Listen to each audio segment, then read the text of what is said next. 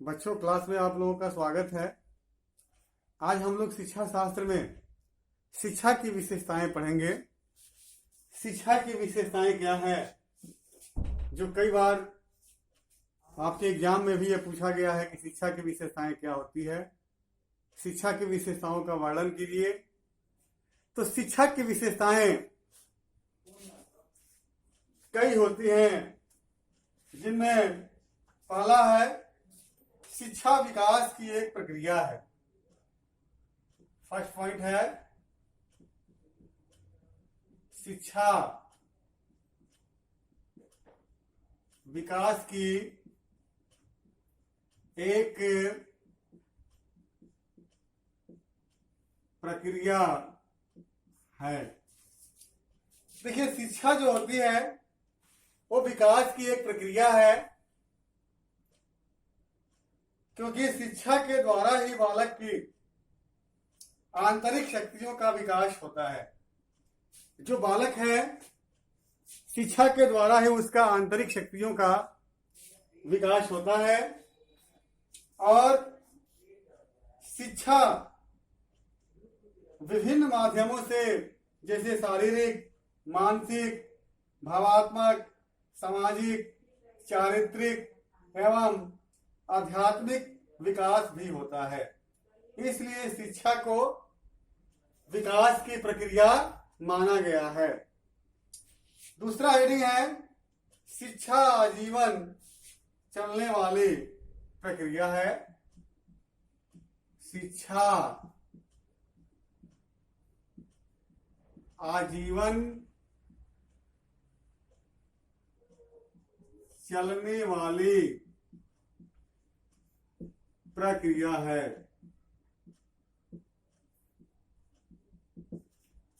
देखिए, जो शिक्षा है बेटा, वो जीवन पर्यंत चलती है। इसका मतलब बालक जन्म से लेकर मृत्यु तक कुछ न कुछ सीखता रहता है और जीवन के प्रत्येक अनुभव से उसके ज्ञान में वृद्धि होती है। मेरे कहने का मतलब यह है कि जब बालक पैदा होता है तब से लेकर मरने तक जो कुछ भी अपने वो ज्ञान के द्वारा देखता है, सुनता है, समझता है, अपने ज्ञान में वृद्धि करता है, अपनी ज्ञान में वृद्धि करता है और इस प्रकार से शिक्षा का विकास होता है। अगला हेडिंग है शिक्षा एक गतिमान प्रक्रिया है। तीसरा पॉइंट है शिक्षा एक गतिमान प्रक्रिया है।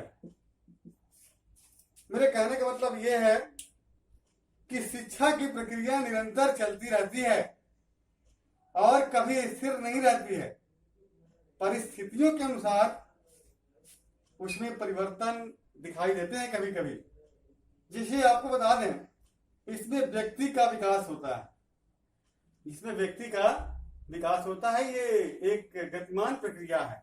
ऐसा नहीं है कि शिक्षा बीच में रुक जाती है।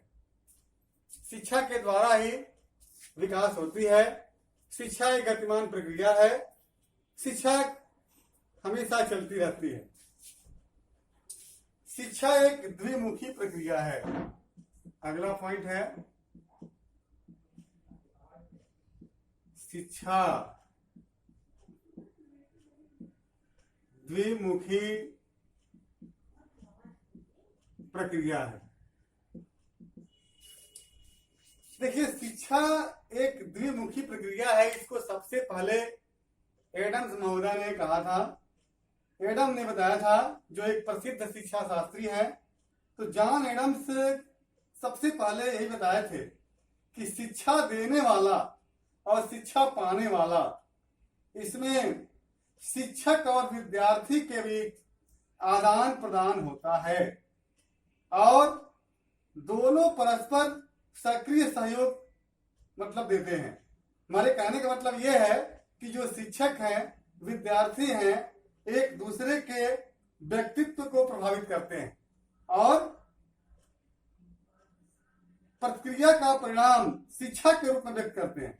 आप देखे होंगे बेटा, वर्तमान समय में शिक्षा को द्विमुखी प्रक्रिया के स्थान पर त्रिमुखी प्रक्रिया माना जाता है आजकल वर्तमान में, जिसमें शिक्षक, विद्यार्थी और पाठ्यक्रम को मुख्य स्थान दिया गया है। आपको पता होगा कि त्रिमुखी प्रक्रिया जॉन डेवी ने सबसे पहले दिया था और द्विमुखी प्रक्रिया एडम्स महोदय ने दिया था। तो शिक्षा को द्विमुखी इसलिए माना गया कि उसमें सिर्फ मतलब बालक और शिक्षक दो लोग ही होते हैं, और त्रिध्रुवी में बालक, शिक्षक और पाठ्यक्रम, इन तीनों को इंक्लूड किया गया है, तीनों को शामिल किया गया है। इसीलिए शिक्षा को त्रिमुखी प्रक्रिया माना गया है। अब शिक्षा के स्वरूप,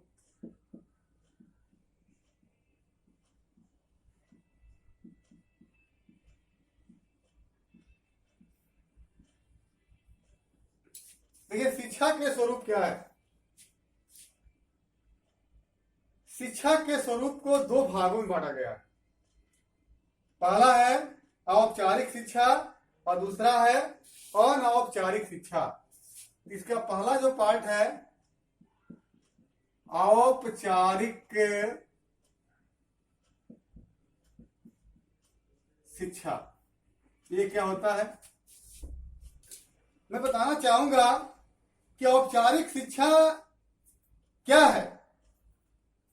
वर्तमान समय में शिक्षा संस्थाओं द्वारा जो प्रदान की जाती है बेटा, उसे हम औपचारिक शिक्षा कहते हैं, जिसमें किताब, पुस्तक, अध्यापक पढ़ाता है। और अनौपचारिक शिक्षा क्या है? अनौपचारिक शिक्षा एक निरंतर चलने वाली प्रक्रिया है, जो कि जन्म से मृत्यु तक ये स्वयं बच्चा अपना ग्रहण करता रहता है। यही दोनों में अंतर होता है। बाकी अगले वीडियो में